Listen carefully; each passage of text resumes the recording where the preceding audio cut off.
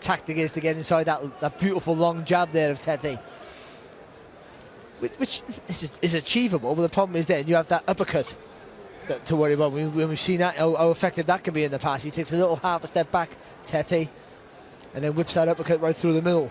Tete had one win, which came in 11 seconds, the quickest ever in a world title fight. Well, it's not. I suspect that might never be broken. Casimero, who'll be known to British fans as the man who stopped Charlie Edwards in September 3 years ago in an IBF flyweight title defence. He won this interim title in February against Ricardo Espinosa and then defended it in August against Cesar Ramirez. Both those came by way of stoppage. Oh, he's a quality operator, and if you allow him forward momentum and he gets it on his side, then he's a really hard man to deter. He really is. So for Tete, it's just keeping him in his place all the time, pivoting on that front foot, whipping that jab out, not shortening the gap.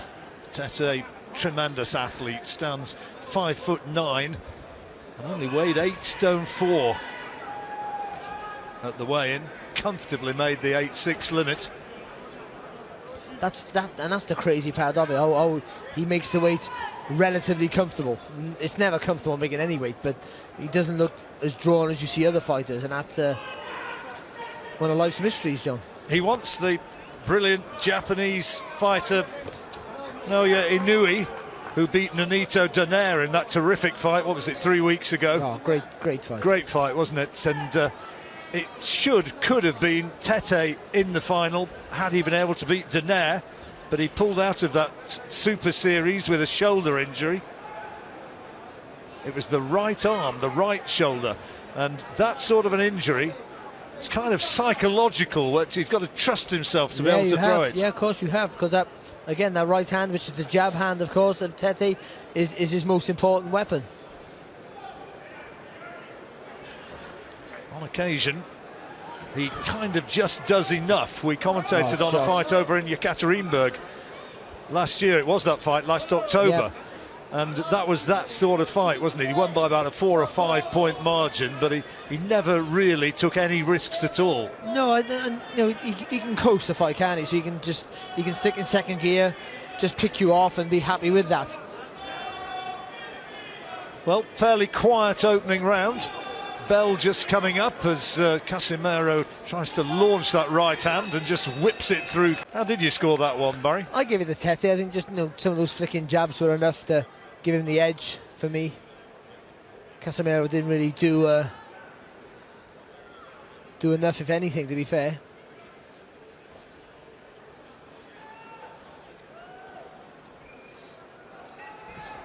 Quiet sort of opener, wasn't it?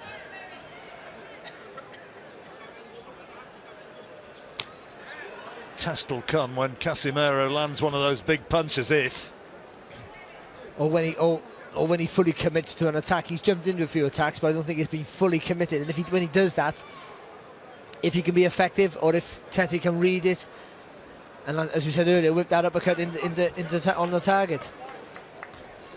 Casimero promoted by the legendary Manny Pacquiao.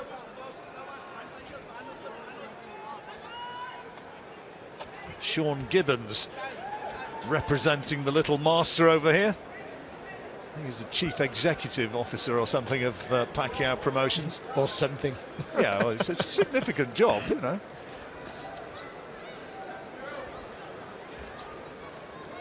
He introduced himself to me as that and also as the president, so I'm not sure which it was.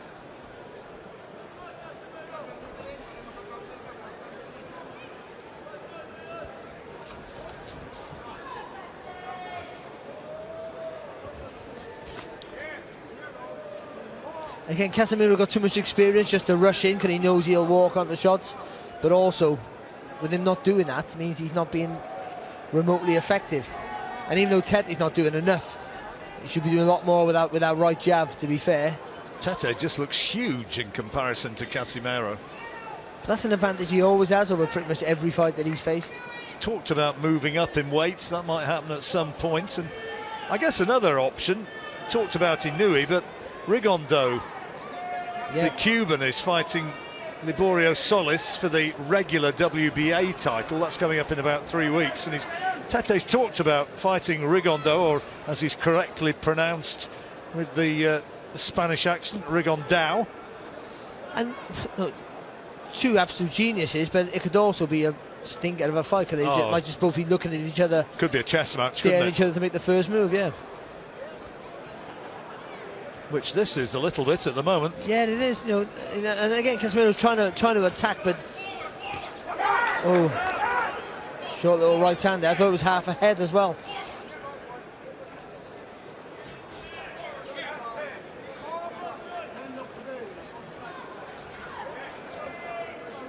As ever, Tete's entourage came to the ring singing and dancing.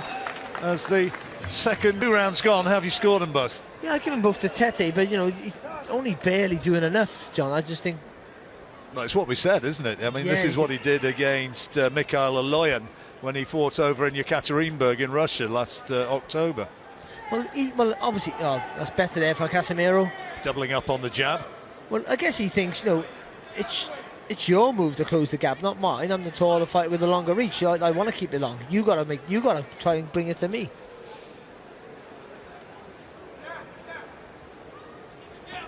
Bags of experience, though, Casimero.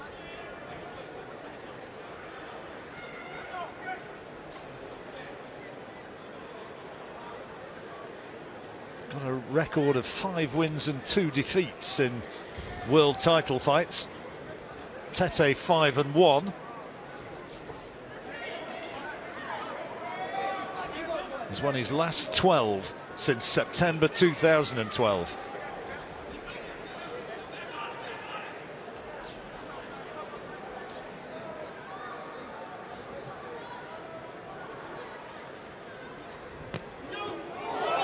Oh, Casimero got him. He's got him with a butt now. He's given hits. He's got him with a body shot, was it? No, it was on the chin. It was a short right hook to the chin. And he's in trouble. He's all over the place. He's in real trouble. Tete's in a lot of trouble. And the referee wants to look at him. He's allowing it to continue. But can Casimero take him out here? It happened so quickly. And he's still got a long way to go in this round. There's 1 minute 20 seconds. And Tete still looks unsteady. He's got to buy some time here and make Casimero miss. Casimero needs to pick his punches and he can't find a clean shot and he falls down. Tete, I don't think there was a punch which put him down. He just collapsed to the canvas. He's not recovered from the first shot. He's not recovered from the first knockdown, I'm sure of it. Referee asking, is he okay? Casimero wants to finish it right here, right now, and finish it he has. The title changes hands in sensational fashion. Zolani Tete stopped by... But it's going to be celebrations in the Philippines and celebration for the Pacquiao camp. Absolutely delighted by what their man has produced. Thomas Treiber's up there waiting for an opportunity to confirm the result. And you talk about Tete, and he does love the UK. Tete, Casimero gotta love the UK. Cause he comes over and he gets come from behind wins every time. Well, not come from behind with Edwards, but everyone thought it was Edwards' crowning glory, and he does a job on him, and he does a job on Tete. Well, that's his. If you've never heard of Zolani Tete, you have to trust me and Barry. He has been an outstanding fighter, an outstanding champion, and to give him a beating like that, a shock defeat like that, you have to give all credit to Casimero. You really do. Oh, you too. And he must be a nice guy, because Charlie Edwards is ringside. He's travelled up to see him, so there must be something there. And so you got to give him. He ticks every box that you'd want from a champion. But what a win and what a statement he makes in a fantastic division. There is Charlie Edwards at ringside, enjoying the moment. I wonder if he knows we're talking about him. And there's the moment which makes boxing special. Congratulations from Tete to the new champion. We didn't really see that one coming. And here now is Thomas Treiber. Ladies and gentlemen, here is the official time.